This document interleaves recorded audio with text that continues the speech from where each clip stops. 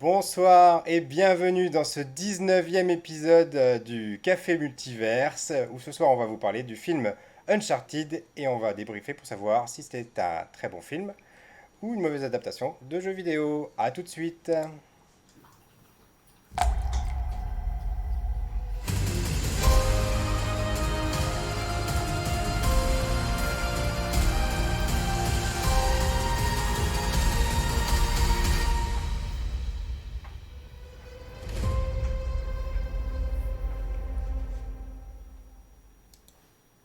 Ce soir on vous retrouve donc pour ce deuxième 19e épisode du Café Multiverse, toujours en compagnie de mon ami Greg Dyser.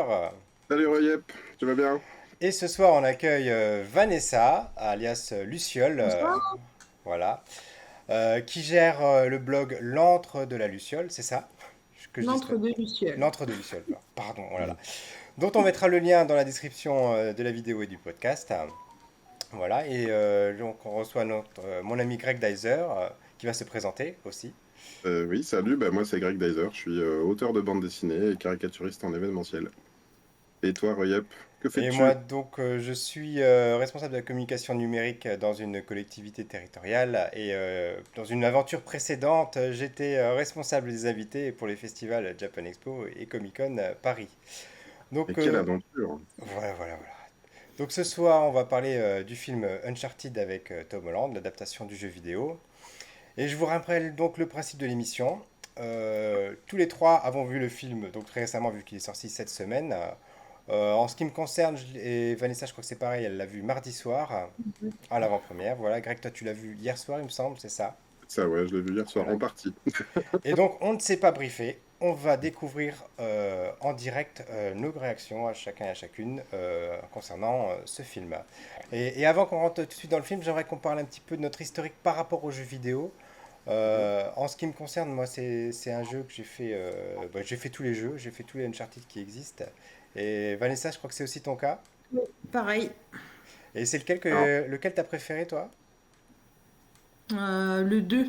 Ah, pareil, le 2 c'était vraiment mon préféré. Et toi, Greg, t'en as fait? écoute, moi j'ai fait 1, 2, 3, sachant que je crois que en gros, moi j'achète les consoles un tout petit peu en retard, c'est en projet pour moi d'acheter une PS4, mais plus tard, voilà. Et donc j'ai fait un 2 et 3. Je crois que je les avais achetés d'un coup en occasion, pas très cher. Et vraiment le un je l'ai trouvé assez mauvais. Ça ressemblait presque à du rail shooter pour moi. Et du coup je me suis dit mais pourquoi j'ai acheté les 3. Et effectivement le 2 m'a laissé une meilleure impression, comme le 3. Et le 4 m'enthousiasmait pas mal. Ça fait partie des jeux que je m'achèterai probablement le jour où j'aurai une PS4. Alors pareil, ouais, le 2 c'est le premier que j'avais fait, donc j'avais Oui, été bah bien moi c'est enthousiasmé. pareil. Ouais, voilà. On avait passé beaucoup d'heures avec Vanessa à jouer en Oui. coop ou bien en ligne, voilà, en multijoueur. Oui, vous avez une histoire avec Voilà, Uncharted voilà, c'est alors. ça. C'est pour C'est ça ça. c'est pour ça qu'elle est l'invitée de ce soir. Voilà. Donc, Super, bienvenue à toi Vanessa. Je vais Merci. comment, je vais lancer les hostilités un petit peu juste parce que on va dire, j'ai un petit peu bossé sur le casting et savoir qui a fait quoi là-dedans. C'est pas la peine de présenter Tom Holland qui joue Nathan Drake, n'est-ce pas? Parce qu'il est un peu dans l'actu hollywoodienne de partout, ce garçon. Mais à la limite, on pourra en discuter sur est-ce que c'était la bonne personne à caster ou pas pour Nathan oui, Drake. oui, je pense qu'il y a des On a choses à dire là-dessus. Marky Mark Wahlberg, que moi j'ai connu comme rappeur, donc qui joue Victor Sullivan, là aussi, un Sully assez jeune, hein. Et donc on a Sophia Taylor-Ali qui joue Chloé Fraser, Tati Gabriel qui joue une des méchantes, donc Joe Braddock, personnellement que j'avais déjà vu dans You. Je sais pas si vous avez regardé la série, en fait elle joue Non. dans la saison 3 de You, dans un rôle complètement aux antipodes, pas du tout une méchante, voilà. Et donc on a Antonio Banderas, hein, pour conclure ce casting, qui joue un méchant aussi un peu. Alors je crois qu'il joue pas mal des méchants depuis qu'il est un peu plus vieux maintenant, alors qu'il était dans tous les héros avant. Et donc à la réalisation, on a Ruben Fleischer, qui avait réalisé Bienvenue et Retour à Zombieland, enfin Bienvenue à Zombieland et Retour à Zombieland. Moi, c'est comme ça que je l'avais découvert. Il a également réalisé Venom, voilà. Et donc qui était aussi producteur d'une série que je regarde qui s'appelle Superstore. Et lui, dans ses projets, apparemment, il veut pas s'arrêter là dans les adaptations de jeux vidéo. Son prochain projet, ce serait de faire Jack et Dexter en film. D'accord. Et je crois qu'à d'ailleurs Tom Voilà. Holland est parti est sur les rangs pour jouer, pour interpréter un des personnages, il me semble. Eh ben, c'est bien C'est ce qu'il a possible, ouais. dit. Alors, Vanessa, toi, ce casting, ça t'a enthousiasmé, ça t'a surpris? Non, moi déjà, Tom Holland en Drake, non. Il est beaucoup trop jeune, ça collait pas du tout au personnage, quoi. Et toi, Je... Greg? D'après ce que je lis dans les avis, il y en a pas. Excusez-moi. Il y en a pas mal qui ont dit que du coup ce film c'était un peu une préquelle, même s'il y a des événements qui se passent dans le 3 et le 4, ou des scènes qui sont très inspirées par le 3 et le 4. Et donc ils disent que c'est un Nathan Drake jeune avant quelque part celui qu'on a connu. Et c'est vrai que j'ai l'impression d'avoir vu passer Tom Holland dans ce film en me disant mais attends, mais il y a 2 minutes dans la salle d'à côté, tu nous campais à un lycéen qui allait seulement à la fac. Et là, ça se voit, je veux dire, ils ont montré plusieurs scènes où il est un peu gaulé, on sent qu'il a pris du coup, on sent, mais quelque part, moi je l'ai vu en VO, je sais pas si vous l'avez vu en VF tous les deux. VF, ouais. VF pour VF, nous ouais. aussi. Ouais. Et je sais pas quelle voix ils lui ont mis, s'ils ont changé l'acteur ou s'ils ont remis le même, mais même en VO, il a toujours sa voix un petit peu fluette d'ado qui fait Eh salut Et quelque part, c'est pas l'image que j'ai non plus de Nathan Drake. J'ai un peu passé le film à essayer d'oublier cette information. Même si, honnêtement, en carrure et tout, on sent qu'il y a un travail là-dessus. Je me suis même demandé, d'ailleurs, je voulais vérifier, j'ai pas eu le temps, mais je voulais vérifier quelle taille fait le comédien. Parce qu'à un moment donné, il y a même une réplique là-dedans, tu sais, où Sur sa taille, oui. il se compare sur la taille et il dit ouais, un jour la puberté quand tu auras de la moustache et tout. Donc on sent que c'est un Nathan Drake jeune, mais qui veut faire un peu l'homme. Et j'ai pas trouvé ça forcément. Enfin, c'était difficile à oublier pendant tout le film. Ouais, alors c'est la même réflexion de notre côté et avec Émilie donc qu'on avait reçu pour l'émission sur Encanto. On s'est dit la même chose. Voilà, caster Tom Holland dans Nathan Drake, est-ce que c'était très pertinent? Alors après, on peut très bien imaginer qu'effectivement, s'ils veulent créer une franchise de films, il faut qu'ils prennent des Ouais, acteurs des petits. relativement jeunes, voilà, qui puissent être sur la durée. Mais Mhm. voilà, c'est pas du tout l'image qu'on peut se faire. D'un Nathan Drake, hein. Enfin, voilà. Même jeune, bon, à la rigueur, si vraiment ça avait été une préquelle, pourquoi pas, mais là on est vraiment déjà dans l'aventure de Uncharted. Encore, bon, on en parlera dans la version spoiler de l'émission, mais effectivement, c'était peut-être pas le choix le plus pertinent. Mais d'autant Après, je que. pense que, Vas-y, Vas-y, vas-y, vas-y. Vanessa. en fait, je pense que comme on voit beaucoup de scènes qui ressemblent au jeu, on est obligé de faire le parallèle avec les jeux et du coup, tu penses à des scènes que tu as jouées dans le jeu et puis tu te dis, bah non, Drake avait plus de classe là ou vous êtes plus Et mature des fois, et c'est du vraiment coup, des scènes plan pour plan, hein, franchement. ouais, Oui, ouais, oui. bah ouais. Ben, d'autant que moi, il y a un parti pris scénaristique qui est repris du 3 dans lequel on voit Nathan Drake enfant avec son frère, avec son grand Mm. frère. Là aussi, on se dit, mais attends, mais ok, vous avez pris un enfant ou un ado pour jouer Tom Holland jeune, mais en fait, moi, j'aurais presque vu Tom Holland jouer son propre rôle, d'autant qu'on sait qu'on a la technicité. Et puis, pour moi, il faisait presque. Enfin, dans mon inconscient, je l'imagine plus dans la scène jeune. Et puis, tu mets justement, à la limite, c'est ça qu'on s'était dit avec mon épouse. Tu mets Mark Wahlberg dans le rôle de Nathan Drake adulte, en fait. Même quelque part, Mark Wahlberg qui est censé camper un vieux briscard normalement avec les cheveux gris, la moustache. Ben là, il fait. Bien qu'il doit avoir plus de 50 ans, ce monsieur, mais voilà, il y a un petit décalage par rapport à ce que je m'imaginais. Clairement, Mark Wahlberg était presque, je trouvais, un meilleur choix dans le casting. Enfin, s'il avait été mis dans la position de Nathan Drake, ça m'aurait moins surpris. Alors, J'ai cru que effectivement, tu il y allais a dire, l'âge. j'ai cru que tu dire s'il avait été bon comédien, ça Non, aurait non, été un non, non, meilleur non, non, choix. non. Alors, ensuite, par rapport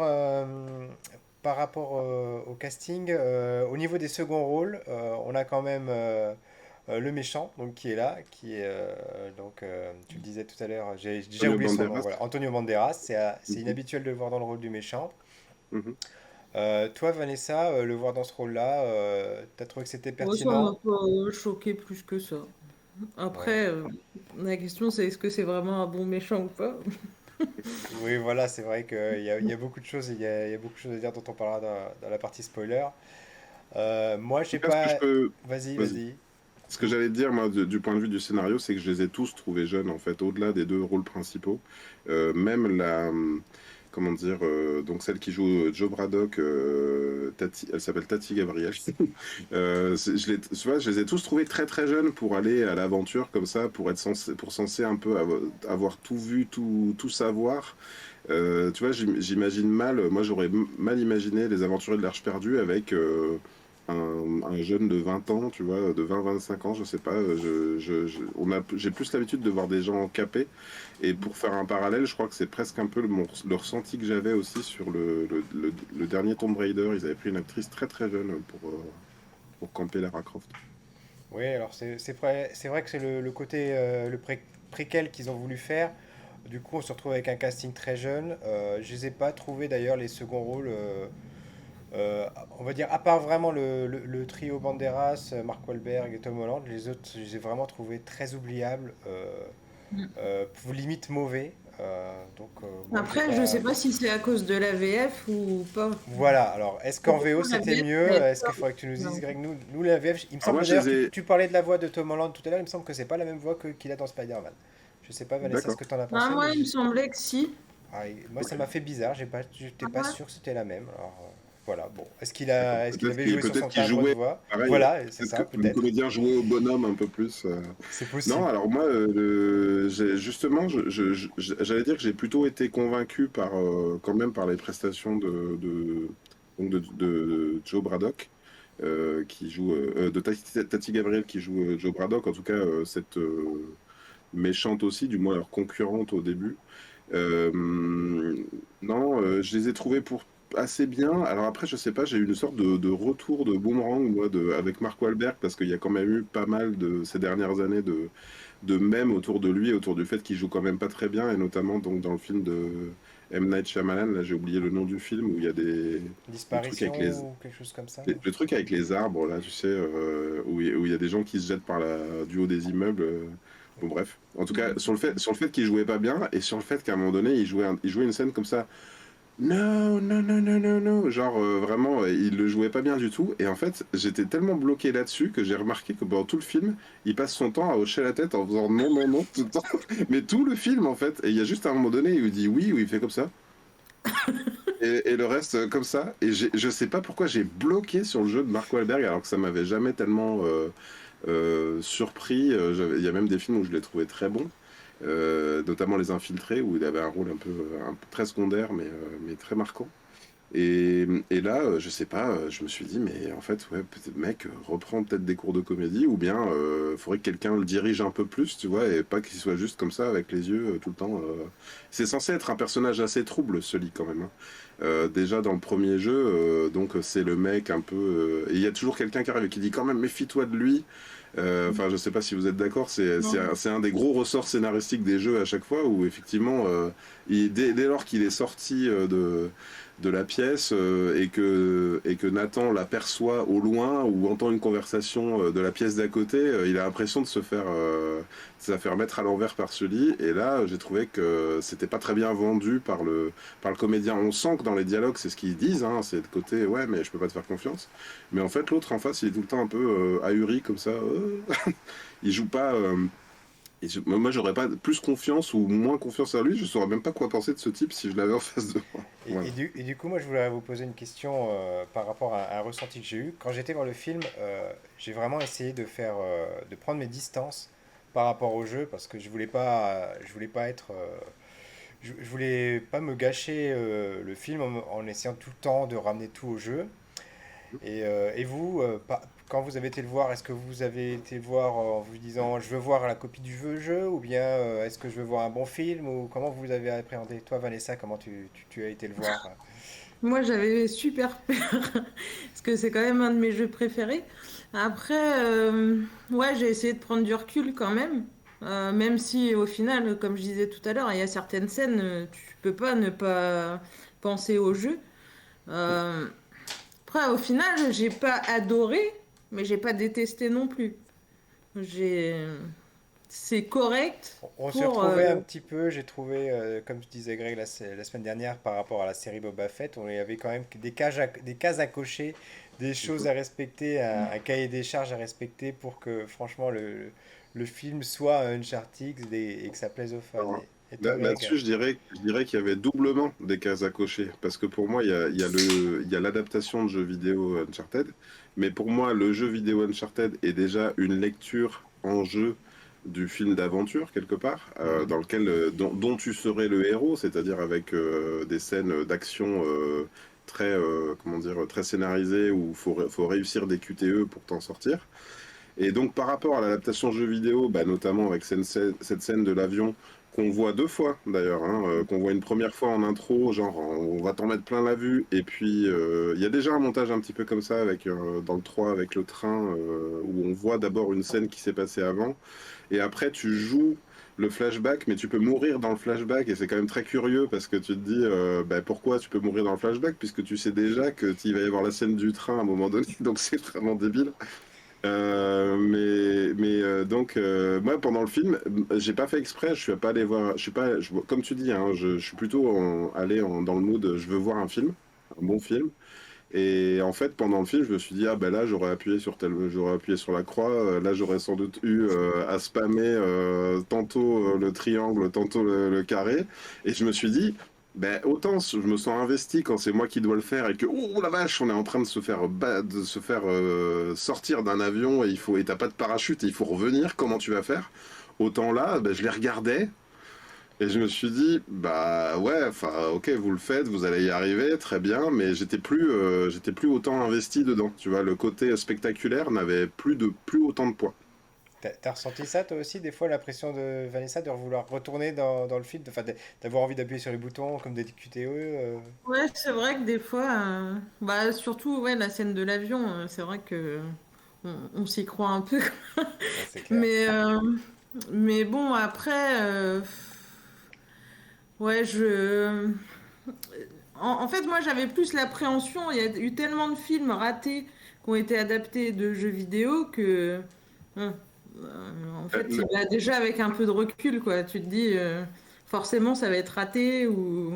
Tout à fait. Il y a une partie de mon avis que je garderai pour le spoiler, justement, quant à l'adaptation du jeu vidéo. Mais je sais que pour moi, je le range pas du tout dans la case navet ou dans la case mauvais film. Mais c'est ce que j'allais dire, donc c'était en deux temps tout à l'heure. Il y avait l'adaptation de jeu vidéo pour moi et le côté faire un bon film d'aventure, tu vois. Et là aussi, j'ai eu l'impression que ça cochait toutes les cases du bon film d'aventure, on va dire à la Indiana Jones ou à des Tomb Raider ou Benjamin Gates, par exemple, hein. Je pense que vous avez vu un petit peu toutes ces licences au moins passer. Et là-dessus, je me suis vraiment dit pendant le film, mais plusieurs fois, bon, bah, je suis allé voir à nouveau un film d'aventure déjà vu. Ouais, c'est ça. J'ai déjà vu ce genre de film. Qu'est-ce que ça m'apporte si ce n'est ben, des acteurs que je connais maintenant, des plus jeunes? Non, bah, peut-être enfin, si j'avais à choisir, peut-être que je me rangerais vers des films qui sont plus cultes pour moi que revoir des Indiana Jones par exemple, même si ça fait longtemps que je les ai Effectivement, pas vus. il y a pas beaucoup de prise de risque au niveau du scénario. Par contre, c'est vrai que la réalisation, pour le coup, j'ai trouvé vraiment très bien faite. Et la scène de l'avion dont on parle depuis tout à l'heure, elle est surtout la deuxième partie qu'on voit dans le film, genre trop en dire. Là, moi, j'étais vraiment scotché à mon siège, hein. Mm. Et ça m'a fait oublier pas mal de défauts du film. C'est la bonne réalisation m'a fait vraiment plus rentrer dans le film que le scénario, quelque part. Après, moi, j'ai aimé le petit côté, justement, où on voit vraiment des scènes, bah, genre, ils sautent, tu vois. En fait, c'est vraiment pour montrer que c'était un jeu, quoi. Ça fait pas, des fois, ça fait pas forcément super naturel non plus.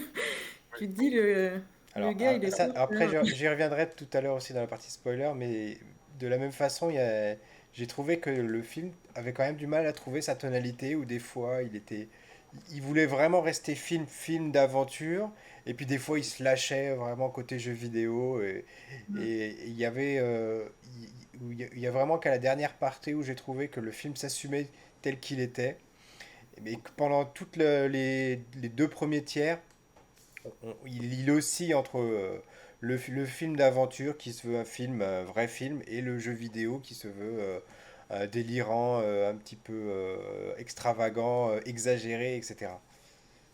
Et qu'est-ce que vous avez pensé du premier tiers du film? Parce que moi, je l'ai trouvé assez, toute la mise en place sur le mystère à découvrir, sur la carte, sur quelque part voir naître cette collaboration entre Sully et Nathan. Moi, enfin, je suis pas sûr que j'avais spécialement envie qu'on me raconte ça. En fait, vous voyez, il y avait tout un côté.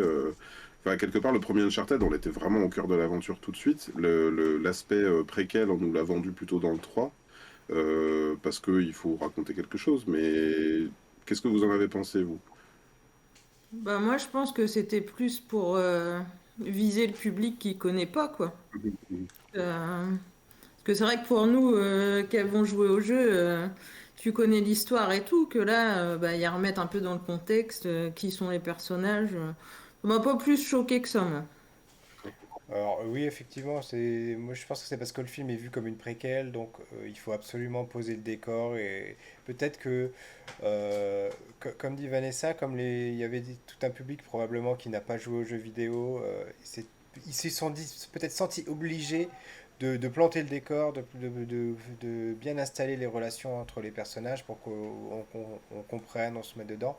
Mais comme tu dis, moi j'ai trouvé que c'était peut-être maladroit ou bien peut-être trop important dans le film. Ça a peut-être une place trop importante. Ça aurait pu être des flashbacks éparses. Voilà.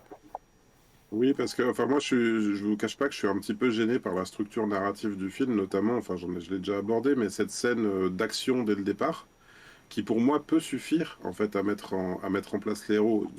Enfin, l'exemple très intéressant, c'est quand même Indiana Jones, c'est-à-dire qu'on a vraiment quelqu'un qui rentre dans un tombeau et qui doit en ressortir avec un trésor. Je veux dire, on n'a pas besoin de nous expliquer forcément la jeunesse dès le premier film. On y vient après par d'autres, c'est par des séries, par le troisième film. Mais vous voyez ce que je veux dire, on rentre directement dans le personnage et dans ce qu'il fait par l'action. Et là, le film, c'est ce qu'il nous montre un petit peu. Enfin, bien que ce soit pas vraiment de la recherche archéologique au début, c'est vraiment une scène d'action très intense. Et là, hop, ça s'arrête et ça revient à beaucoup plus tôt. Et j'ai trouvé que toute l'installation après, je l'ai trouvé assez longue. En fait, je me suis un peu ennuyé. Bon, faut que j'arrête de dire que je m'endors au cinéma, mais je me suis un peu endormi quand même dans cette partie-là. Après, du coup, t'as pas fait le dernier jeu, mais le dernier jeu est construit de la même façon. Oui, oui, Donc, du coup, C'est vrai que dans le j'imagine quatrième, bien. il y a toute une partie assez longue, et j'avais pas trop apprécié d'ailleurs, où tu joues les frères jeunes. Et donc, mm. tu escalades les murs comme il a l'habitude de le faire. Ils ont voulu nous refaire faire des scènes qu'on avait déjà fait dans les jeux précédents. Et on a toute cette partie qui traîne en longueur et qu'on malheureusement on retrouve, je trouve, dans la première partie de ce Ah, mais film. ils avaient même fait, en fait, quand tu commençais le jeu, t'étais dans l'action et ça repartait en C'est ça, à arrière. chaque fois ça cassait le Ils rythme. ont vraiment repris le même principe. Dans le 3, il y avait ça aussi, hein, où tu démarrais directement sur un train qui était à la verticale parce il baignait dans le vide. Enfin, dans mon souvenir, c'était ça. Ah oui, Et tu avais tout le générique qui déroulait, il fallait remontrer, s'échapper du train. Et puis une fois que tu avais fini de t'échapper du train, tu revenais dans le passé, dans sa jeunesse, et puis dans le passé proche avant la scène du train. Donc quelque part, c'est une structure de jeu vidéo, mais dans un film, je sais pas, ça me paraît. Enfin, bon. Je valide pas complètement cette construction-là. Du coup, pour en finir avec cette première partie de l'émission, est-ce que vous recommanderiez le film à quelqu'un, soit qui n'a jamais joué aux jeux vidéo, soit qui est fan de la franchise? Vanessa, je te laisse commencer. Quelle serait ta recommandation? moi je dirais oui quand même, mais je trouve que c'est un bon divertissement. T'as passé quand même une bonne soirée, oui. Ouais, ouais. Moi Mais j'ai pas regretté. Après, il est pas forcément comme je l'aurais souhaité, mais on en je parlera trouve. dans la deuxième partie. Tu nous diras comment tu l'as souhaité. Et toi, Greg? Je pense que je peux en parler un petit peu avant Vas-y, d'aborder vas-y. les spoilers, mais il y a aussi cette dimension des gunfights quand même qui est complètement absente du film. Vous l'avez noté peut-être sans spoiler. Il y a sans doute des morts, bien qu'on ne les voit pas à l'écran. Enfin, je sais quand même que Uncharted c'est un jeu qui te comptabilise tes headshots non, quand même. Où on a pas mal de gens en ont parlé de ce décalage-là avec un personnage qui est un peu pacifiste et tout dans les cinématiques cinématiques et qui, entre deux cinématiques, se tape comment dire, des groupes, des vagues d'ennemis qui arrivent par 10 et qui les dézinguent tous en headshot. D'ailleurs, moi, quand j'ai fait le 3, à un moment donné, j'ai eu un achievement. PlayStation m'a envoyé bravo, vous avez tué 1000 ennemis. Le mec, il a quand même zigouillé. Et pourtant, je pense que j'essayais d'être le plus furtif possible, mais il a quand même zigouillé 1000 personnes dans le jeu. Donc là, il y a quelque part, tous les morts sont détournés et il faut quand même se dire qu'on a une version très édulcorée d'Uncharted. C'est-à-dire que c'est pas, enfin, certes, les gens qui essayent de s'en prendre à lui essayent de le tuer. Lui, il les tue en les faisant tomber. Enfin voilà, c'est plutôt par accident où ils se prennent des valises, ils se prennent des colis dans la tronche. Donc quelque part, il est plus pacifiste dans cette version du film, mais il y a quand même un décalage, je trouve. Il y a même d'ailleurs une scène dans laquelle il met un holster pour ressembler enfin au personnage Non, dis du pas jeu. trop. Ah, pardon, pardon. Mais du coup, Excusez-moi. le recommanderais-tu ou pas quand même? Moi, je pense il est très dispensable. Je vais pas vous dire n'allez pas le voir parce que c'est un gros navet, pas du tout. Je pense que enfin, on parle toujours des adaptations de jeux vidéo très ratées. Ben là, non, c'est pas raté. Je pense que le film est bien produit. Effectivement, c'est du grand spectacle. Si vous aimez un tout petit peu le film d'aventure, allez-y, parce que ça va vous plaire. Si vous aimez Uncharted un petit peu, ou que vous y avez joué, ben allez-y. Je pense que vous allez pas forcément vous sentir trahi par le film. Mais si vous devez aller voir autre chose au cinéma, il y a peut-être mieux. Voilà. Voilà, alors effectivement, c'est pas un film qui révolutionne le genre, j'ai trouvé. De là, comme tu dis, aller le voir au cinéma, payer une place de cinéma juste pour ça, peut-être pas, peut-être l'attendre en streaming en ce qui me concerne, c'est peut-être le conseil que je vous ferai. Et c'est là-dessus que donc je vais rebondir pour passer sur la partie spoiler.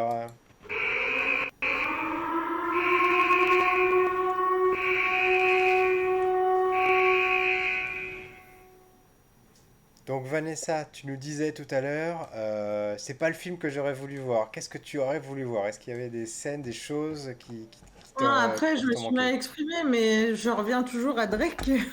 Enfin, moi, Nathan, c'est pas Tom Holland, quoi.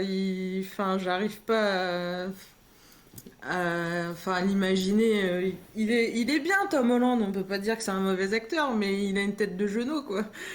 C'est ça, Et oui. du coup, bon. Après, Ok. comme tu le disais, bon, là, si c'est sous forme de préquel et tout, il est plus jeune, ouais, why not, mais Alors, il y a quand même beaucoup de fanservice dans le film, j'ai trouvé, hein. Tom ouais, Holland topless. Bon, moi, ouais, ouais. j'ai entendu dans la salle des spectatrices qui étaient heureuses de ces scènes, voilà. Euh, donc, effectivement, Tom Holland Ouais, il me en fait pas Nathan rêver, Drake. donc non, mais Je ne sais pas si vous avez capté cette petite allusion, mais du personnage qui se retrouve, que les acteurs, enfin, que les personnages croisent sur une plage après la scène de l'avion. Donc il y a quelqu'un qui les accueille sur la plage en leur disant: ah bah d'où est-ce que vous venez? Ah bah, on est tombé d'une ouais. voiture qui est tombée d'un avion. Il dit: bah heureusement que vous n'êtes pas tombé dans un désert. Et en fait, cette personne-là, c'est le doubleur américain de Nathan Drake. Voilà. Que Ah, je me suis imaginé, j'ai pas compris sur le coup, je me suis, bah, typiquement, pourquoi ils l'ont pas pris lui pour jouer le Bah, rôle, tu vois, typiquement, il lui ressemble exactement en plus, très bon j'aurais trouvé trait. ça beaucoup plus cohérent, hein, parce que là, ça fait un peu effectivement le minot qui arrive sur la plage. Alors après, est-ce que c'est nous qui avons une fausse impression, encore une fois, hein, enfin, nous, pas que nous, hein, au sens, mais le public, finalement, on n'est pas habitué, on est exposé continuellement à des gens qui ont 20-25 ans, qui jouent des collégiens. Enfin, je pense à Twilight, par exemple. Tu vois, c'est quand même des adultes hein, qui viennent jouer. Donc lui, en fait, Tom Holland, je pense qu'il est un peu... enfin, quelque part, s'ils étaient sortis à 5 ans d'intervalle, je pense, le troisième Spider-Man, No Way Home et celui-là, peut-être que Tom Holland, il aurait un peu pris de l'âge. Mais là, en fait, il fait encore tout jeune, il fait minot, quoi. Dans notre inconscient, j'entends, hein, parce qu'on vois sortir Parce du qu'au collège. final, il a que 25 ans. Enfin, il fait des rôles d'ado, mais il n'est pas si jeune non plus, quoi. Ouais, et puis C'est encore, ça, il... vu quand le film a été filmé, je pense qu'il en avait déjà que 22-23, parce que ça fait un moment qu'il a 23, été ouais, tourné, peut-être. je crois. Ouais. Mais il est adulte, a Oui, priori, voilà. il va pas pousser Mais plus, bon, il il va a pas pas, avoir voilà, l'air. c'est un Michael J. Fox. Il Ouais, jouera probablement des rôles de jeunes pendant très très longtemps, voilà. Moi, la réflexion que que je me suis fait en sortant du film et même pendant le film, c'est finalement, est-ce que c'était possible de faire une adaptation de jeu vidéo? Parce que finalement, il y a deux parties pris. Soit on se détache vraiment du jeu, on ne reprend que les éléments de la franchise, à savoir les noms, les univers, les personnages, etc. Et on fait un film à part entière. Soit on se calque vraiment sur le jeu vidéo et on fait une cinématique qui dure 2 heures, quoi. Et je me dis, est-ce que c'est possible de faire une bonne adaptation de jeu vidéo ou est-ce que c'est un Ah, exercice qui est totalement raté? regarde, t'avais Nathan Fillon qui avait fait une vidéo d'Uncharted. C'était plutôt réussi, quoi. Et Ah, c'était pas je me un souviens pas de film. cette vidéo, mais on la mettra dans le lien dans la description. C'était pas. Ouais. Ah, mais faut que tu regardes parce que c'était réussi. Bah voilà un acteur qui aurait pu très bien jouer son rôle, comme tu dis. Bon, et effectivement, il y a des blagues sur sa taille pendant le film, etc. Alors, il y a aussi un autre truc qui m'a fait amuser, c'est que il est devenu alcoolique entre-temps, Nathan Drake, parce que là, à chaque fois qu'il y a une bouteille, enfin, il la prend, il l'ouvre, C'est il la vrai. boit. En plus, il est barman. Enfin, Ouais. voilà, moi, ça m'a. C'est un aspect du personnage, enfin, soit que j'avais loupé complètement dans les jeux vidéo, soit qu'ils ont installé là, et ça m'a fait un peu bizarre de le voir dans cette situation-là. Ouais. Bah, moi, j'ai envie de revenir sur ta question. C'est vrai, c'est est-ce qu'on peut faire une bonne adaptation de jeu vidéo? Mais là, je le vis plus comme, tu sais, des fois, il y a le Inception de l'adaptation, c'est-à-dire le comics tiré du film, tiré du comics, tu vois. Ben là, quelque part, Uncharted, c'est déjà un peu le film en jeu vidéo pour moi. C'est vraiment le blockbuster du jeu vidéo, c'est-à-dire qu'on va te mettre dans vraiment du film d'action, quoi. Des fois, tu diriges plus ton personnage, ça n'est vraiment plus que du QTE. Et donc, quelque part, on adapte quelque chose qui peut-être n'avait pas vocation à l'être. Alors, quel est l'objectif de ça? Est-ce que c'est vraiment juste pour surfer sur un succès et se dire Uncharted, c'est une licence qui cartonne, donc on va faire du produit dérivé pour continuer à entretenir les fans et leur donner des choses en attendant un 5. Je sais même pas s'ils ont prévu d'en faire d'autres. Ou bien vraiment, est-ce que c'est utile en fait, et surtout, est-ce que c'est adaptable? Parce que quand tu prends un Uncharted, ça dure quoi? Ça dure 30 heures de jeu, peut-être 40 heures de jeu. Ben là, non, on te fait un film de presque 2 heures. Et oui, enfin, je sais pas si c'est possible de le réussir. Après, j'ai vu beaucoup de films. Vous savez, il y en a beaucoup qui parlent des Sables du Temps, là, le Prince of Persia, Ouais. comme étant une très mauvaise adaptation. Les premiers Tomb Raider, ils sont discutables aussi, le dernier Alors aussi d'ailleurs. je lève le doigt. Non, non, je suis désolé, je trouve que les Prince of Persia, pour le coup, c'était une bonne adaptation. Ouais, moi aussi, j'avais bien aimé. C'était un très bon film, hein, voilà, hein. Alors Mm. après, J'ai vu, alors moi j'avais pas un aussi mauvais souvenir que ça, mais je le vois beaucoup en ce moment comme, comme les gens qui le mettent au panthéon des mauvaises adaptations. Je sais pas pourquoi exactement, mais bon, bah écoute, ouais, il faudrait que je lise ses avis parce que je suis assez étonné. Moi, c'est un film qui m'avait beaucoup plu, que j'avais eu plaisir à Ouais, le revoir. truc aussi. Mm. Donc voilà, je suis étonné. Là, j'en profite pour rebondir sur ce que tu disais par rapport à l'humour. Moi, j'ai trouvé que il y avait quand même une blague sur deux qui tombait à côté. Ils ont voulu faire beaucoup d'humour, comme il y a dans les Uncharted, mais il y a vraiment, pour moi, littéralement une blague sur deux qui ne marche pas, qui ne fonctionne pas. Alors, est-ce que ça a été le cas, le fait de la VF, ou est-ce que c'était mieux en VO? Mais pour moi, il y avait la moitié des blagues, elles tombaient à l'eau, quoi. Vanessa, je sais pas ce que tu en as pensé du côté Ouais, de la c'est partie vrai. Bon, humour. après, j'ai bien rigolé. Il y en avait Il y en qui avait qui étaient étaient drôles. très très bien faites, mais il y en avait d'autres, c'était vraiment pour forcer le trait parfois, j'ai trouvé. Donc, plus largement, je peux pas dire que j'ai beaucoup ri ou que j'étais beaucoup ému pendant le film, hein. Je dois vous avouer que le destin des personnages, moi j'aime bien sortir d'un film et avoir été emporté par Là, on les a vus chuter pendant des centaines de mètres, comment dire, ouvrir un parachute au dernier moment, s'y accrocher. Enfin, j'ai tout regardé, je les ai regardés tout faire en étant impressionné par la technique, en étant impressionné par le fait que le film soit réussi, joli et tout. Mais je m'en fous un peu en fait. Les persos qui tombent pas, je veux dire, c'est quand même des gens qui braconnent, enfin, je veux dire, qui sont là pour ramener des trésors. Bon, à la fin, on sait qu'ils vont se faire soit doubler ou qu'ils vont pas, qu'ils vont avoir que quelques trucs. Mais comment on peut être heureux pour ces gens-là en fait? On s'en fout, ou alors, voire même, enfin, personnellement, c'est pas des gens que j'ai envie de valoriser dans la vraie vie, ça. C'est quand même des gens qui ramassent des trésors pour eux. Alors oui, il y a toute la partie vol qui est mise en avant dès le début du film, où d'ailleurs il va voler un bracelet. Alors de ce côté-là, pour le coup, on est très loin effectivement de la morale, de la morale Mm. habituelle qu'on peut retrouver dans les films américains. Et il y a beaucoup de destructions qui restent impunies, etc. Et même, tout à l'heure, tu parlais des morts, tu trouvais que le film était plus édulcoré que les jeux vidéo, effectivement, mais quand même, je trouve que il tue quand même pas mal, il pousse dans le vide, etc., avec les conséquences Mm. qu'on connaît. Et j'ai pas trouvé que ça, j'ai trouvé qu'il le vivait plutôt bien quand même, hein. Pour quelqu'un qui a 20 ans, Oui. tuer autant de personnes dans un film, je trouve que bon, bah, il l'a plutôt bien vécu. Après, moi, j'ai trouvé que c'était vraiment le début. Bah, tu disais, il met son holster et tout. Enfin, tu sens que, ouais, il commence, il trouve un flingue, hop. Et tu sens que c'est le début un peu Ouais. de Drake. Alors, bon, là, je vais peut-être parler déjà un petit peu de la fin du film en ce qui me concerne, mais pour moi, c'est le plus gros point du film, et ça rejoint ce que je disais tout à l'heure sur le fait de faire un choix entre faire un film et faire une adaptation de jeu vidéo plan par plan. C'est que j'ai trouvé que le dernier tiers du film, c'est-à-dire à partir du moment où il y a le bateau, en fait, où, il y a le bateau, où ils sont dans le bateau volant, etc., j'ai vraiment, je me suis dit, bah, c'est ça que je voulais voir pendant 1 heure et demie. Mm. C'est ça Uncharted, c'est des plans exagérés avec des gens qui se balancent au bout d'un tuyau, qui vont tomber, etc., des gunfights, comme tu en disais tout à l'heure, Greg. Et c'est ça que j'aurais voulu voir pendant 1 heure et demie.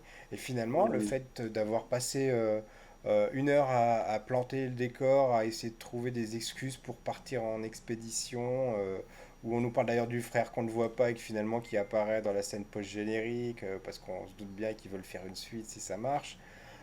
Dire à deux, Ben se faire trahir ou pas, voilà. enfin ouais, Et c'est à la ouais. fin du film, finalement, ils se lâchent, ils font un truc totalement invraisemblable qui marche, on s'en fiche, on est là pour prendre plein les yeux et ça marche.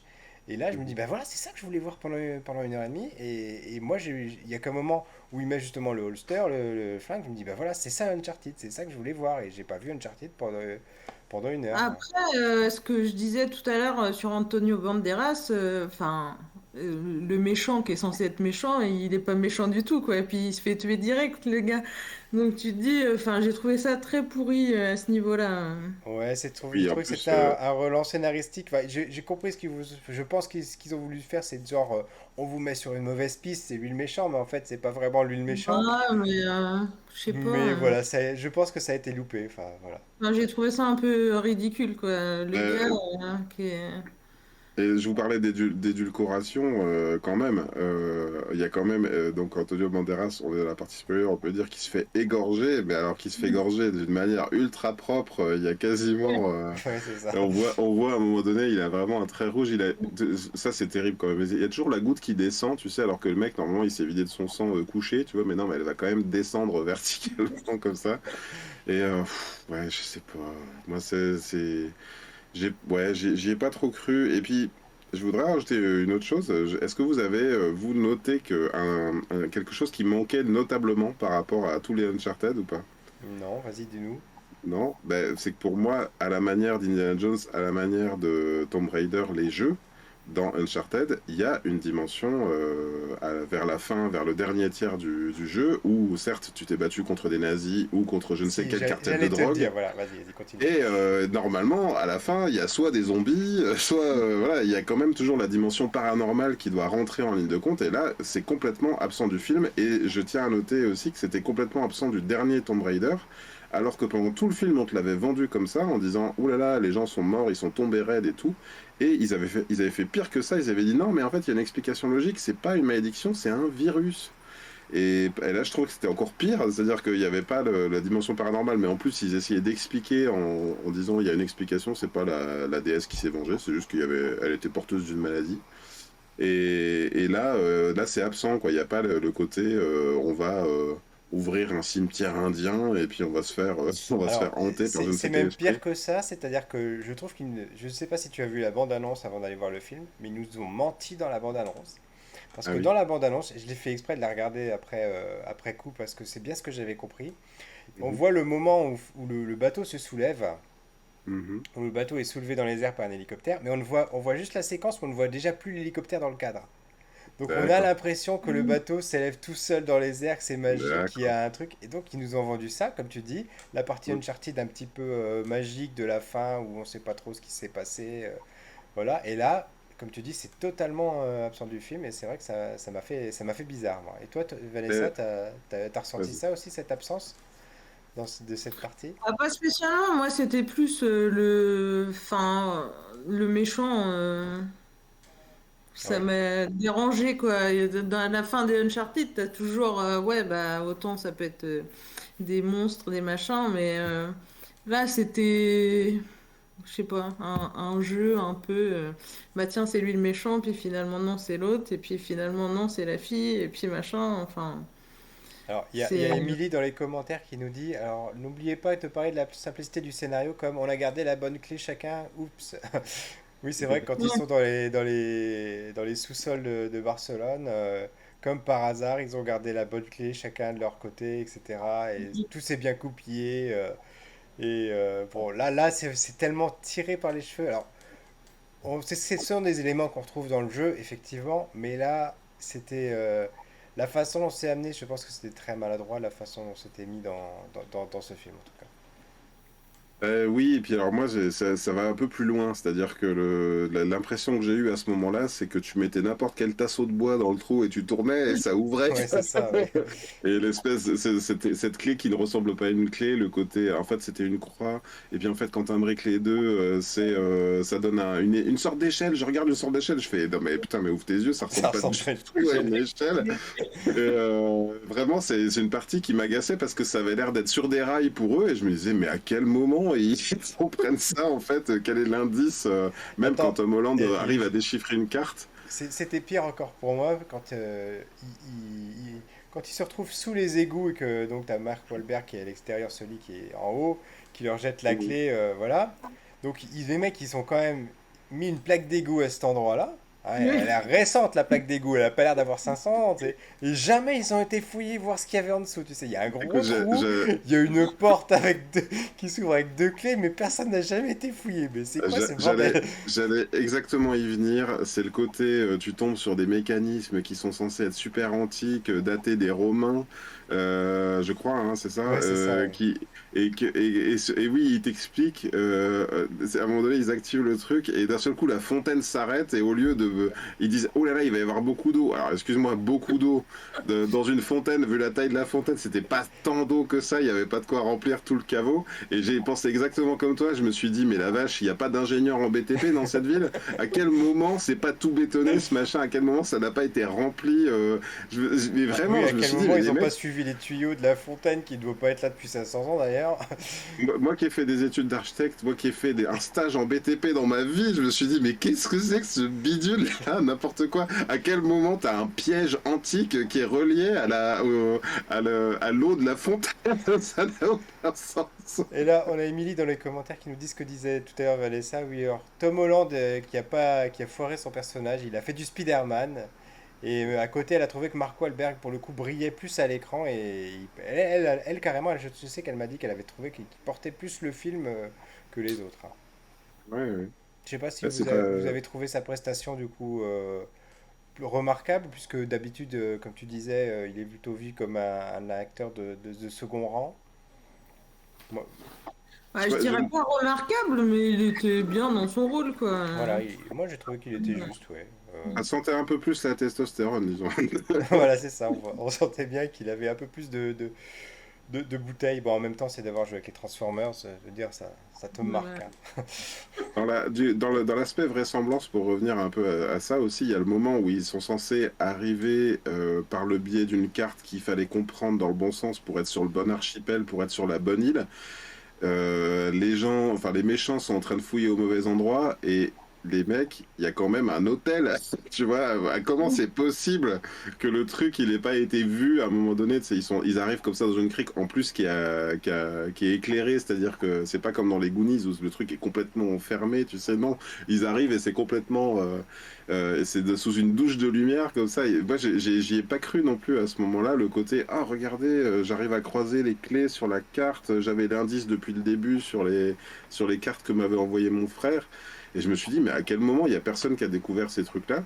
Et puis, encore plus, je me suis vraiment dit, mais laissez comme ça, en fait. Ne montez même pas dans les bateaux. Et tu te dis, quel gâchis quand même, tout ça, pour qu'il y ait deux mecs qui soient trop contents d'avoir deux lingots d'or à la fin d'avoir détruit un patrimoine pareil, c'est quand même super énervant. Moi, j'aurais Et préféré. de la même façon, il y a le frère qui a laissé plein d'indices, mais il les a eu comment ces indices? Enfin, je veux dire, Oui, vu c'est que ça, lui c'est n'a ça. pas été aussi loin dans l'intrigue que eux, donc Parce il qu'il avait avait pas le trouvé ses scénario, pièces. voilà, Ah, pour ouais, ça. voilà. C'est pour ça. Il avait déjà Parce joué que au tu jeu. dis, il a été jusqu'au bout, mais pourquoi? Pourquoi il n'y est pas allé complètement et Bah oui, pourquoi il c'est n'a pas ça. tout ramené? Ah oui, ça Puis c'est. c'est pareil, dans la carte, quand il fait voir, il voit son point et tout, qu'il dit, mais non, finalement, c'est là. Ben, en fait, je trouvais que les points, ils étaient vachement éloignés l'un de l'autre, entre là où étaient les méchants et là où il devait aller. Et puis finalement, tu le vois passer juste devant les méchants, et tu te dis, mais comment c'est possible, quoi? Ben, c'est Enfin, ça, et oui, c'est ça, parce qu'il le voit passer surrepticement. Je veux dire, il y avait quand même des tas de chances. Enfin, vu, encore une fois, on est sur une île Club Med, je veux dire, combien de jet skis passent par cet endroit tous les jours? Tu vois, sans doute oui, et puis plein. en plus, la carte, elle semblait énorme, et Oui, je trouve ouais, ouais. que par rapport à l'échelle, ça clochait, ça Je me suis clochait fait pas, la quoi. même réflexion, mais à un autre moment du film, c'était quand ils étaient, quand les méchants entre guillemets se retrouvent à Barcelone devant la Sagrada Familia et il y a personne en fait. Ils sont sur un banc tous les deux, il y a personne, il n'y a pas un touriste, rien. C'est magnifique, c'est génial. J'espère pouvoir y aller la même saison. En plus, il faisait beau. Alors que techniquement, il y aurait dû avoir 50 Français qui parlent à voix haute derrière. Parce qu'il n'y a que des Français à Barcelone qui viennent visiter. Et oui, alors pour revenir à ça, je vais me permettre de faire un petit rappel d'une émission qu'on a fait avec Julien, tu sais, notre ami compositeur. Oui. Tu sais, il citait, tu parlais du frère donc, qui avait tous les indices et qui finalement n'avait rien trouvé et qui avait tout laissé dans des cartes postales envoyées à son frère.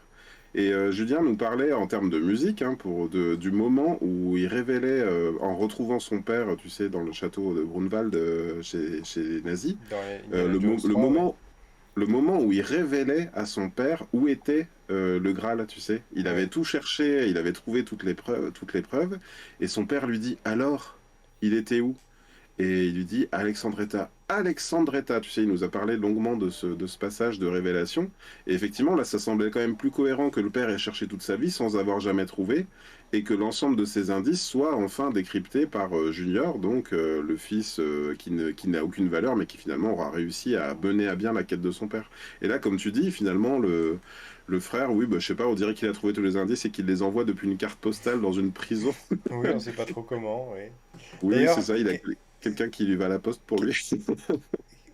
qu'est-ce que vous avez pensé de ces scènes post-génériques? Alors, je sais que Vanessa, toi, t'as vu que la première, du coup, t'es. J'ai raté la deuxième. Voilà, t'as raté la deuxième. Alors, l'intrigue du frère, est-ce que c'était arrivé trop tôt? Est-ce qu'on en a trop parlé dans le film? Est-ce qu'il aurait fallu garder ça pour la suite? Est-ce qu'il aurait fallu le mettre tout de suite?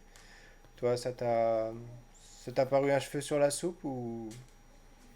Ce que je peux en dire, c'est il y a parce que c'est quand même des éléments de scénario importants dans l'écriture, en tout cas, ils ont mis l'accent sur ce qui est perdu et ce qui est tu vois, mais ce qui est perdu est retrouvable. Je sais plus quels sont les mots qu'ils ont employés exactement. Les choses qui sont that's lost et les choses qui sont gone. Voilà, c'est ça. What is ce qui est lost and what perdu? is gone. Ah, qu'est-ce qui est Et perdu? ce qui est perdu et ce qui est au sens, faut faire son deuil. Et donc à un moment donné, le parcours de Drake, c'est d'accepter que son frère n'est pas perdu, mais parti. au sens il est pas retrouvable. Et donc, par rapport à cette quête du personnage de faire le deuil de son frère et d'accepter qu'il soit mort, et de comprendre qui l'a tué et éventuellement se venger de cette personne, et ben donc c'est censé être un gros retournement de situation, que le frère ne soit pas gone, mais seulement lost. Voilà. Ouais. Et j'ai trouvé que j'ai compris ce qu'ils avaient voulu faire, mais j'ai pas trouvé que c'était bien exécuté. Oui, d'autant que oui, on n'est pas, lui ne se rend même pas compte que son frère est toujours vivant d'une certaine façon, tu vois. Donc il n'y a que le Alors spectateur si, qui le sait, non? oui, mais non, on va le comprendre puisqu'il va recevoir une nouvelle carte. C'est ça Oui, voilà, c'est ça. Mais c'est ça ce que c'est raconte pas, la scène post-générique.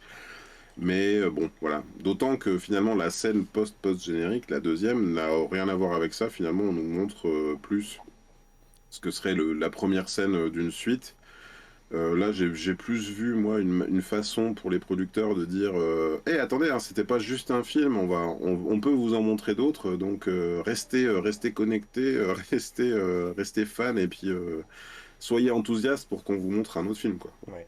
Alors, Émilie nous dit dans les Mais commentaires qu'elle elle a trouvé il y avait peu d'histoires sur l'héroïne, sur sa relation avec Sully, et de la même façon, moi j'avais trouvé que c'est pareil, ils se retrouvent tous les trois très vite à marcher ensemble, à se faire plus ou moins confiance, même si on sent bien que c'est des voleurs qui roulent chacun pour eux, mais cette relation elle arrive très très vite.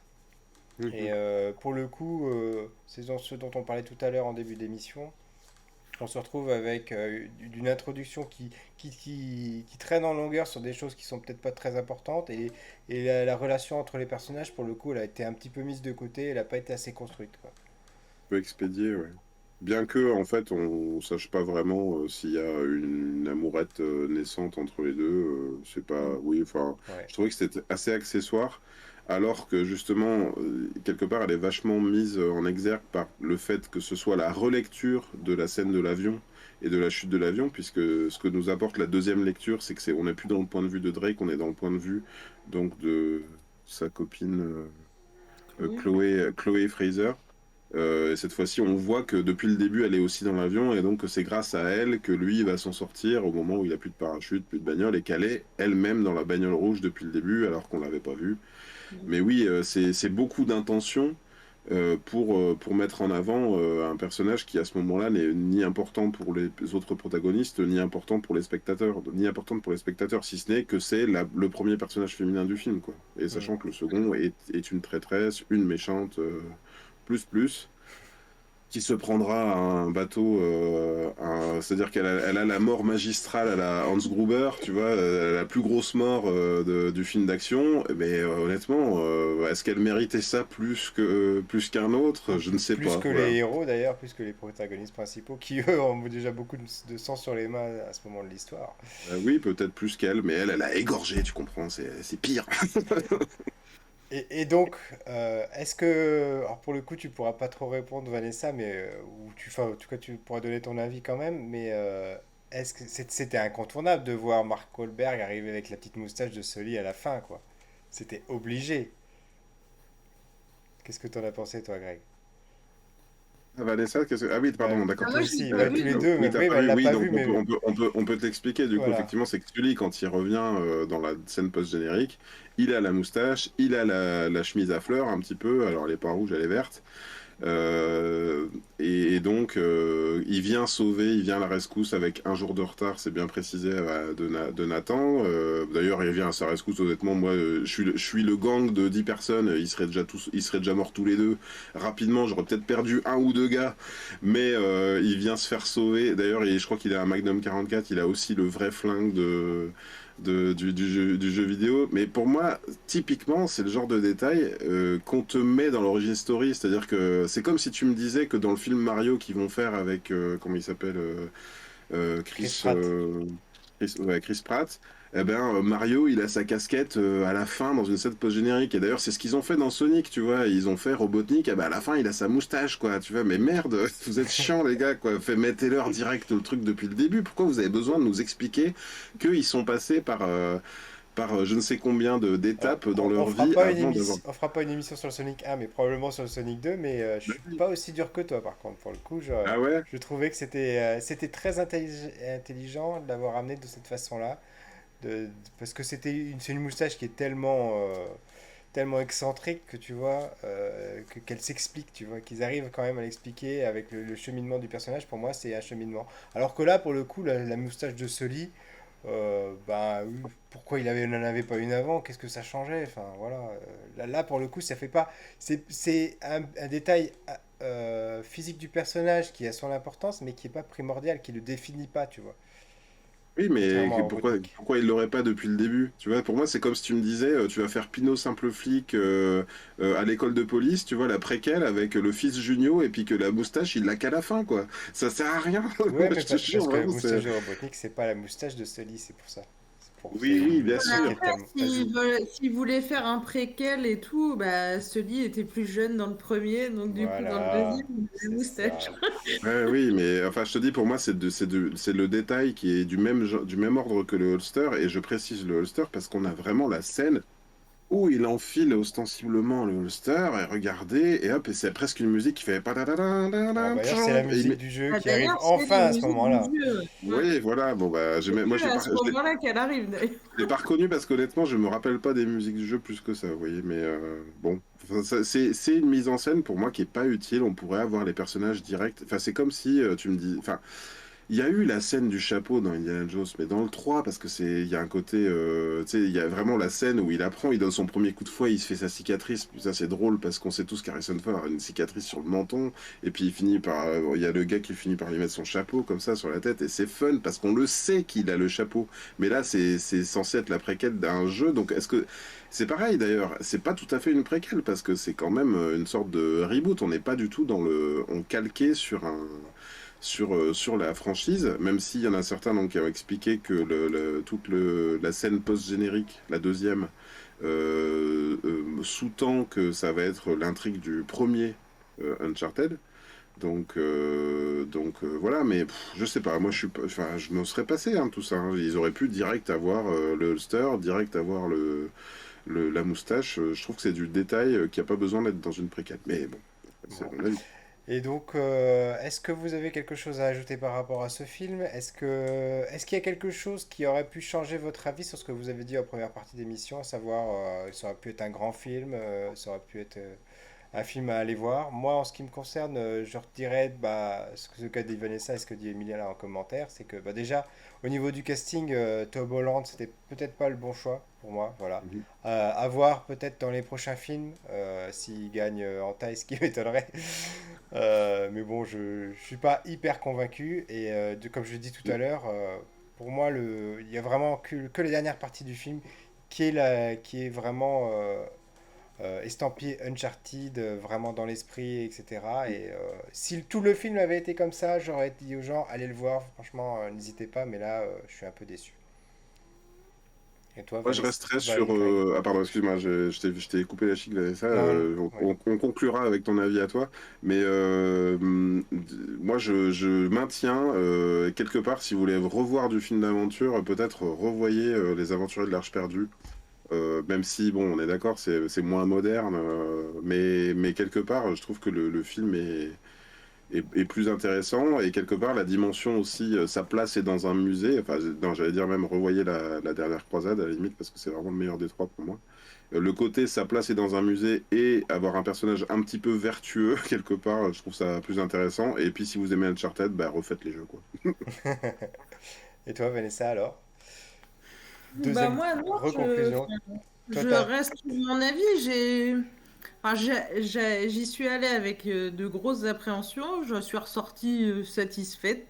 Après, ouais, bah, Tom Holland, comme je l'ai déjà dit, c'est raté, mais bon, ça reste un bon divertissement, quoi. C'est un film à voir, je pense, en famille, tranquille. C'est bien foutu, quoi. D'accord, d'accord. C'est dans l'air du temps, on va dire. Si je reste sur l'autre partie de mon avis, c'est que si vous avez envie d'aller le voir parce que ça vous intéresse Uncharted, bah oui, allez le voir, c'est pas une daube, c'est pas un film à éviter à tout prix non plus, quoi. Voilà. Après, c'est pareil, je trouve qu'on manque beaucoup de films d'aventure de ce genre-là, donc ça fait du bien de revoir ce style de films qui font, bah oui, penser à Indiana Jones, à Benjamin Gates. Mais dans tous les cas, voilà, vous ne serez pas surpris. Il n'y a pas de surprise, il y a pas Non. de... tout est téléphoné, tout s'enchaîne naturellement, voilà. Donc on entame la dernière partie de cette émission avec nos recommandations de la semaine. Honneur aux dames, Vanessa, est-ce que tu Oui. as un livre, une série, un film récemment qui t'a particulièrement marqué? Je sais que tu lis beaucoup. Sinon, allez voir sur son blog que je mets donc dans la description de la vidéo du podcast, donc l'antre de Luciole, où elle raconte en fait toutes ses impressions sur les séries, les films, les jeux vidéo, les livres, un petit peu ce comme on fait dans l'émission d'ailleurs. Donc Mais là, non, comme vu comme ça, non, il n'y a rien qui m'a marqué récemment. là, tu es en train de lire quoi par exemple en ce moment? Euh, je l'ai pas. Attends, je cherche le titre et je l'ai commencé Vas-y, tout à bah, l'heure. vas-y. Pendant que tu cherches, Greg, toi, qu'est-ce que tu as à nous recommander cette semaine? Ah, écoute, je Ou suis bien nous, triste nous parce que dire d'éviter. il y avait un truc dont je voulais vous parler et j'ai complètement oublié. Je l'ai pas Oh, mais noté c'est pas possible. ah, c'est terrible Diantre. niveau recommandation. Non, mais sans doute que Vanessa, ça doit être pareil. C'est-à-dire elle a son blog, donc elle doit être sèche parce qu'en fait, Il y a trop de elle sait choses. exactement, elle a fait tous les articles. Donc, allez, je vous recommande d'aller voir le blog de Vanessa. C'est ce que je vais faire juste après l'émission. Comme ça, je saurai quoi vous recommander la semaine prochaine. Non, alors moi, je lis Comme des éclats de toi de Marie Jourdino aux éditions L'Archipel et c'est sorti aujourd'hui. Donc j'ai commencé juste ce midi, donc je peux pas trop en parler encore. C'est de l'actu super fraîche, quoi. Voilà, C'est voilà. ça. Alors, si, ça y est, j'ai retrouvé. Ah, Je sais de voilà. quoi je voulais vous parler. Parce qu'on parlait de jeux vidéo, j'ai découvert un jeu vidéo parce que je connais un des animateurs qui a travaillé sur l'animation de début, qui est vraiment très, très joli. Ça s'appelle Eastward. Donc ça s'écrit Eastward. C'est disponible. Moi, je sais que j'ai téléchargé sur Switch. C'est pas très cher d'ailleurs. Et c'est vraiment un jeu vidéo donc avec une ambiance, enfin un peu 16 bits au niveau vous voyez, un peu Super Nintendo au niveau des graphismes, et pas que, parce qu'au niveau de l'âme et du jeu et de comment son personnage et ses personnages interagissent entre eux, parce qu'on joue plusieurs personnages, et des upgrades et tout, ça fait vraiment penser à Secret of Mana. Voilà, et c'est un jeu récent de cette année, de l'année dernière, D'accord. pardon, 2021. En ce Et qui... Vas-y. vas-y. Non, Non, je voulais j'allais dire, terminer. et la bande-annonce, pas la bande-annonce, mais la vidéo qui présente, dont je connais un des animateurs, c'est le genre d'intro qu'on regarde à chaque fois qu'on démarre le jeu, tellement c'est un petit bijou, un Et petit on bijou mettra le lien d'animation. dans la description, comme ça vous pourrez aller la voir. Tout à fait. En ce qui me Et si, concerne, sinon, vas-y. demain, il y a Horizon Forbidden Ah West. oui, Horizon Forbidden West. Si vous aimez les jeux, les mondes ouverts, les jeux d'aventure et d'action avec un bon scénario, je vous recommande déjà le premier parce que le premier était excellent. Le deuxième, bah, je vais craquer pour, ça c'est sûr. Je vous Mm. recommande également les Uncharted. Si vous n'avez jamais joué à un jeu Uncharted, allez-y. Voilà, si vous voulez rentrer de façon intelligente dans la série, peut-être commencer par le 2 parce que Oui. on n'a pas d'obligation à les faire dans l'ordre, voilà. Si ce n'est que ne faites pas le 4 avant les autres. Voilà, Ouais. sans Après, spoiler là c'est pour quand le même coup. dur de passer du 2 au 1. Voilà.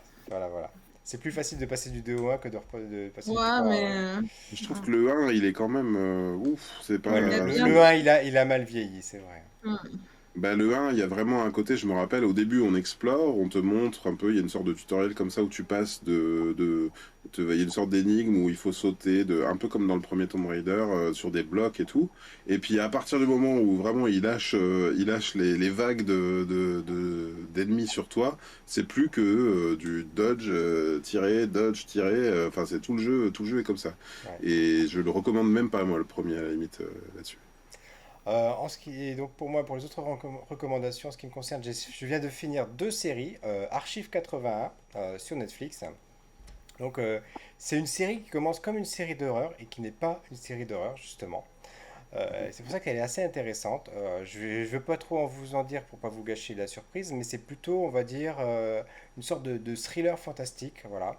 C'est avec Euh, l'histoire de la cassette vidéo, c'est c'est ça? ça, voilà. C'est donc une personne qui restaure d'anciennes cassettes vidéo et il va tomber sur un mystère qu'il va essayer de résoudre. Voilà. Et c'est une série assez courte, il n'y a que 8 épisodes, donc ça se laisse regarder facilement.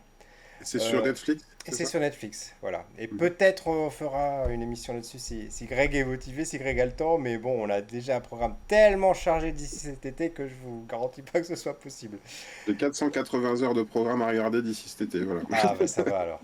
Rien que pour les viewers, voilà. Je peux Et la préparer. seconde série, c'est Reacher sur Amazon Prime Video, qui est la série télé qui est la même adaptation du livre qui avait eu avec le film Jack Reacher avec Tom Cruise. Tom Cruise.